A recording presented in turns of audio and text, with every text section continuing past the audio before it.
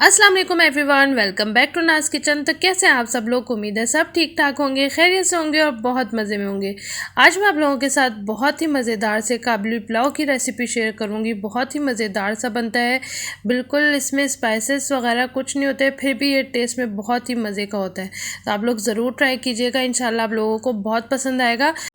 इसे आप कोई भी घर में दावत हो, कोई पार्टी हो, आप उसमें बना सकते हैं, या फिर आगे बकरा ईद आ रही है तो ये आप ज़रूर ट्राई कीजिएगा। तो इंशाल्लाह आप लोग को बहुत पसंद आएगी। और मैं इसके साथ आपको एक चटनी का लिंक भी दूंगी। मैंने ग्रीन चटनी बनाना बताई थी, तो ये ग्रीन चटनी के साथ बहुत ही मज़े के लगते हैं, क्योंकि इसमें थोड़ी मिर्चें मसाले कम होते हैं। तो इसको ग्रीन चटनी के साथ आप सर्व कीजिएगा तो इंशाल्लाह आपको बहुत ही मज़ा आएगा खाने का। मैं लिंक नीचे डिस्क्रिप्शन में दे दूँगी, तो आप इस चटनी के साथ इसे ज़रूर ट्राई कीजिएगा। तो रेसिपी को लास्ट तक ज़रूर देखिएगा और स्टेप बाय स्टेप फॉलो कीजिएगा, ताकि आप जब भी बनाने खड़े हों तो आपका बिल्कुल परफेक्ट काबुली पुलाव बन के तैयार हो। तो चलिए रेसिपी को स्टार्ट करते हैं। यहाँ मैं हाफ़ कप ऑयल ले रही हूँ और ये इसके अंदर हम पतीली के अंदर डाल देंगे और इसको गर्म कर लेंगे। अब यहाँ पे मैंने एक बड़े साइज़ का प्याज ले लिया है और इसको मैंने स्लाइस कर लिया है। तो ये हम इसके अंदर डाल देंगे पतीली में। और इसका कलर हमें चेंज नहीं करना, बहुत ज़्यादा डार्क ब्राउन नहीं करना, वरना आपके चावलों का कलर भी ख़राब हो जाएगा। तो बस थोड़ा सा इसको फ्राई करेंगे, हल्का सा गोल्डन सा कलर आए तो फिर मैं आपको दिखाती हूँ। तो ये देखिए, इस तरह का हल्का हल्का सा गोल्डन सा कलर होना चाहिए, पूरा गोल्डन कलर नहीं करना, हल्का सा वाइट और हल्का सा गोल्डन सा है। तो बस इसके अंदर हम गोश्त ऐड कर देंगे। मैंने यहाँ बीफ लिया है और बीफ मेरे पास हाफ़ के जी है और हड्डियाँ मैंने अलहदा से ली हैं। गोश्त जो है वो हाफ़ के जी है। तो आप लोगों को अगर गोश्त में हड्डी ऐड नहीं करना तो ना करें, लेकिन इसके अंदर जो है यखनी का फ्लेवर बहुत अच्छा आता है, तो इसलिए मैं ऐड कर रही हूँ। अगर आपने नहीं करना तो आप हड्डियाँ ना डालें। और हड्डियों का वज़न अलहदा है, मैंने गोश्त जो लिया है वो हाफ़ के जी है, तो इससे फ्लेवर बहुत अच्छा आएगा। अब इसके अंदर मैं थोड़ा सा फ्राई करने के बाद साथ ही इसके अंदर मैं अदरक लहसुन का पेस्ट ऐड कर रही हूँ 2 टेबल स्पून, और ये भी साथ ही डाल के हम फ्राई कर लेंगे ताकि अदरक लहसुन भी अच्छे तरीके से भुन जाए।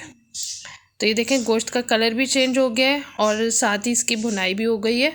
तो अब इसके अंदर हम नमक ऐड करेंगे 1 टेबल स्पून, और आप अपने टेस्ट के हिसाब से डाल सकते हैं, लेकिन ये बिल्कुल परफेक्ट है। और बस इसको हल्का सा मिक्स करेंगे और इसके अंदर मैं कोई चीज़ ऐड नहीं करूँगी।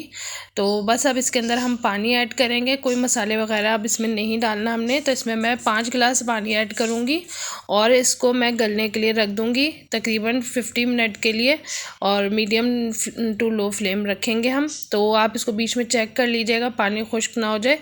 तो आप अगर कुकर में पकाएं तो आप 20 मिनट के लिए इसको कुकर में कुक कर सकते हैं। और पानी की क्वांटिटी कम कर लिएगा, 2 गिलास पानी काफ़ी रहेगा, या 2.5 गिलास पानी डाल दिएगा। और जो ऊपर झाग सा बन गया था वो मैंने चम्मच से निकाल लिया, अब ये बिल्कुल साफ़ हो गया है। तो अब इसको हम कवर कर देंगे तकरीबन 50 मिनट के लिए मीडियम फ्लेम पे, और 50 मिनट बाद मैं आपको दिखाती हूँ। अब जब तक हम यहाँ पे इसका मसाला रेडी कर लेते हैं, तो यहाँ पे मैं 1 टीस्पून काला ज़ीरा ऐड कर रही हूँ, 2 बड़ी इलायची इसमें डालेंगे, 1 टीस्पून सफ़ेद ज़ीरा डालेंगे, और 6-7 यहाँ पे मैंने छोटी इलायची ले ली है और ये इसके अंदर डाल देंगे, और इसका हम पाउडर बना लेंगे। फ़ाइन पाउडर आपने बना लेना है इसका। तो बस मैं इसको पीस लूँगी, फिर मैं आपको दिखाती हूँ। तो ये देखिए, सारा जो है मैंने पीस लिया, इस तरह फ़ाइन पाउडर बन गया है। तो अब इसको साइड पे रख देंगे। यहाँ मैंने 600 ग्राम चावल लिए हैं बासमती, और मैंने इसको 1 घंटे के लिए भिगो के रख दिया था। तो ये देखें, इस तरह से फूल चुके हैं। तो बस अब इसको हम कुक करेंगे। तो यहाँ पे मैंने एक पतीले में पानी भर के रख दिया है, और इसके अंदर हम डालेंगे तकरीबन 1 टेबल स्पून ऑयल डालेंगे, ताकि चावल आपके खिले खिले रहें। और इसमें 1 टेबल स्पून नमक ऐड करेंगे और इसको कवर कर देंगे और बॉयल आने का वेट करेंगे। यहाँ हमारा देखें गोश्त गल चुका था, तो मैं आपको दिखाती हूँ कितना अच्छा सॉफ्ट गल चुका है ये बिल्कुल। तो आपको इतना ही सॉफ्ट रखना है, बिल्कुल गला हुआ होना चाहिए, तो बहुत अच्छा लगता है खाने में। तो बस ये हो चुका है। तो मैं सारी इसमें से जो बोटियाँ हैं मैं इसको अलग कर लूँगी यखनी में से।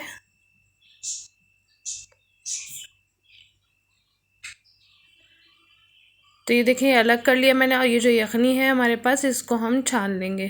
तो ये देखिए, सारा गोश्त अलग हो गया है।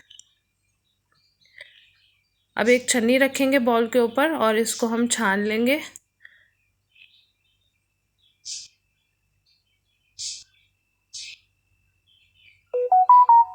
तो ये देखिए, ये सारा जो इसके अंदर आप प्याज वगैरह है इसको इस तरह स्पून से कर लें, तो ये जो बचा है इसको फेंक देंगे और बिल्कुल हमारी स्मूथ सी यखनी बन के बिल्कुल रेडी है। तो इसको हम साइड पे रख देंगे। यहाँ पानी में भी बॉयल आ चुका है। तो अब जो चावल हैं ये हम इसके अंदर डाल देंगे और इसको हमने कुक करना है तकरीबन 80%। तो आपने कसर रखनी है इसमें, बिल्कुल फुल डन नहीं करना। अगर आपने बिल्कुल कुक कर लिए तो ये चावल बिल्कुल आपके नरम हो जाएंगे, हलवा से हो जाएंगे। तो आपने इसको थोड़ी सी कसर रखनी है, 80% आपने इसको कुक करना है। तो ये देखिए, मैं आपको तोड़ के दिखाती हूँ। तो ये देखिए, मैं इसको तोड़ रही हूँ तो ये टुकड़ों में, पीसेस में टूट रहा है, बिल्कुल मैश नहीं हो रहा। तो अभी इसमें कसर है, तो आपने इतना ही रखना है। अब मैं इसको छान लूँगी और साइड पे रख दूँगी। अब यहाँ पे हम एक पतीली के अंदर 2 टेबल स्पून शक्कर डालेंगे और फैला कर डालना है अपने। तो ये 2 टेबल स्पून मैं इसमें ऐड कर रही हूँ और ये डाल के आपने इसमें चम्मच नहीं चलाना है, इसको मेल्ट होने का वेट करेंगे। तो कैरेमल हमने रेडी करना है। तो ये देखिए, हल्की सी मेल्ट होना शुरू हुई है। तो अब हम इसको चम्मच से हल्का सा इस तरह से चला लेंगे। तो ये देखिए, बिल्कुल मेल्ट हो गई है और इसका कलर भी बहुत ज़्यादा डार्क ब्राउन नहीं करना, बस ये जैसा है इस तरह से रखना है। तो अब ये जो हमने यखनी छान के रखी हुई थी वो सारी हम इसके अंदर डाल देंगे। अब यखनी डाल के आपने इसको चम्मच चलाना है और चम्मच चलाते वक्त आपको ऐसा फील होगा कि नीचे जाके बिल्कुल पत्थर सी बन गई होगी चीनी, मतलब आपको सख्त सी फील होगी। तो वो आपने घबराना नहीं है इससे, क्योंकि ये थोड़ी देर में ही जब यखनी में उबाल आएगा तो ये चीनी भी मेल्ट हो जाएगी। तो आप थोड़ी देर इसको छोड़ देंगे, तो चम्मच चला के आप नीचे से फील करेंगे तो आपको ऐसा लगेगा जैसे हार्ड हो गई है। तो आप इस तरह से जो है ना इसको छोड़ दें और थोड़ी देर में ही जब इसमें उबाल आएगा तो ये चीनी बिल्कुल डिज़ोल्व हो जाएगी इसके अंदर।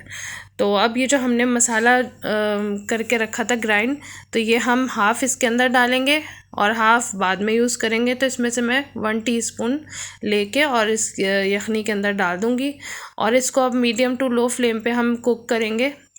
इतना कुक करना है कि 1.5 कप हमारे पास यखनी बचे। तो बस इसको मिक्स कर लेंगे। तो आप देखें, जो चीनी जो कैरेमल था हमारा, वो जो नीचे हार्ड हो गया था, तो वो बिल्कुल घुल चुका है। तो बस अब हमने मीडियम फ्लेम पे इसको कुक करना है और इसकी जो यखनी है इसको हमने 1.5 कप तक होने का वेट करना है। तो बस इसको हम रख देंगे साइड पे। अब यहाँ पे हम 4 टेबल स्पून ऑयल डालेंगे। जिसमें हमने चावल बॉईल करे थे, ये वही मैंने पतीला लिया है और उसके अंदर हम एक मीडियम साइज़ का प्याज स्लाइस करके इसमें डाल देंगे।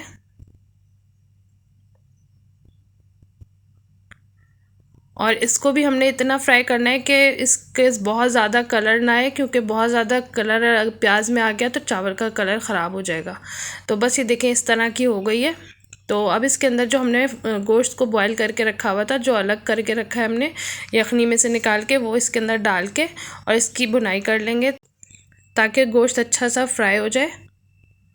तो ये देखें, ये फ्राई हो गया है गोश्त। तो बस अब चूल्हा बंद कर देंगे और यहाँ पे एक फ्राई पैन के अंदर 2 टेबल स्पून मैंने ऑयल डाला है और ये गाजर मैंने ली थी एक बड़े साइज़ की, इसको जूलियन कट कर लिया है।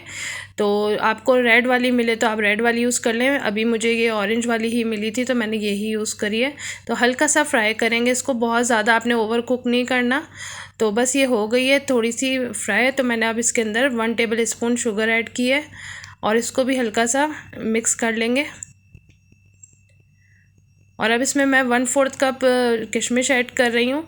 आपको ब्लैक वाली मिले तो ब्लैक वाली डाल लें, नहीं तो ये वाली डाल लें। तो मैं इसमें थोड़ी कम रख रही हूँ क्योंकि बच्चों को बिल्कुल पसंद नहीं है, तो मैं थोड़ी सी कम रखी है मैंने, गाजरें भी और किशमिश भी। आपको अगर पसंद है तो आप ज़्यादा ऐड कर सकते हैं। अब यहाँ पे ये जो यखनी है देखें 1.5 कप रह गई है, तो मैंने चूल्हा बंद कर दिया है। अब ये जिसमें मैंने गोश्त फ्राई किया था वो मैंने निकाल लिया है गोश्त प्लेट में, और ये उसी पतीले के अंदर ये जो हमने चावल बॉईल करके रखे हुए थे वो इसके अंदर डाल देंगे और इसको फैला लेंगे अच्छी तरीके से। अब ये जो यखनी हमने 1.5 कप बचा के रखी थी वो इसके ऊपर सारी डाल देंगे। और ये जो मसाला हमने हाफ़ बचा के रखा था वो भी अब हम सारा इसके ऊपर डाल देंगे। और ये जो गोश्त हमने फ्राई करके रखा था इसको भी हम साइड पे डाल देंगे। और ये जो हमने किशमिश और गाजरें फ्राई करके रखी थी ये भी हम साइड पे इस तरह से डाल देंगे। और थोड़ी सी मैंने गार्निश के लिए रख ली है। और बस इसको कवर कर देंगे। अभी तेज़ आग रखेंगे हम 10 मिनट के लिए, और उसके बाद हम 10 मिनट इसको मीडियम टू लो फ्लेम पे कुक करेंगे। तो ये देखें यहाँ पे इसके 10 मिनट कंप्लीट हो गए और बहुत ही ज़बरदस्त सी खुशबू आ रही है पूरे घर में, पूरा घर बिल्कुल इसकी खुशबू से महक रहा है। तो बस अब इसको हम अच्छी तरह से मिक्स कर लेंगे।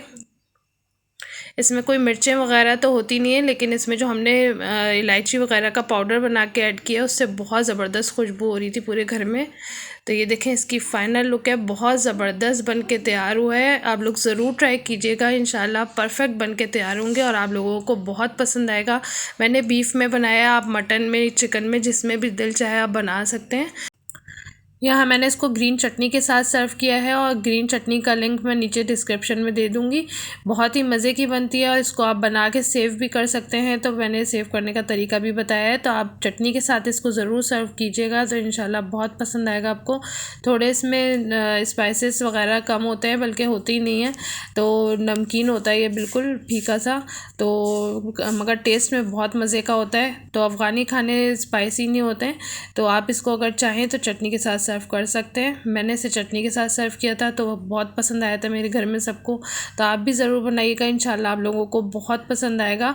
तो रेसिपी पसंद आए तो इसे लाइक ज़रूर कीजिएगा, फैमिली फ्रेंड्स में शेयर भी ज़रूर कीजिएगा। और मेरे चैनल को फर्स्ट टाइम वॉच कर रहे हैं तो प्लीज़ मेरे चैनल को सब्सक्राइब करना बिल्कुल नहीं भूलिएगा और बेल के बटन को प्रेस करके नोटिफिकेशन ऑन करें। इससे मैं जब भी कोई न्यू वीडियो अपलोड करूँगी तो वो सबसे पहले आपको मिलेगी। मुझे कमेंट्स करना बिल्कुल नहीं भूलिएगा, मुझे कमेंट्स का आपके इंतज़ार रहेगा। मुझे दुआओं में याद रखिएगा। नेक्स्ट वीडियो में मिलूँगी एक नई और ज़बरदस्त रेसिपी के साथ। Thanks for watching. अल्लाह हाफ़िज़।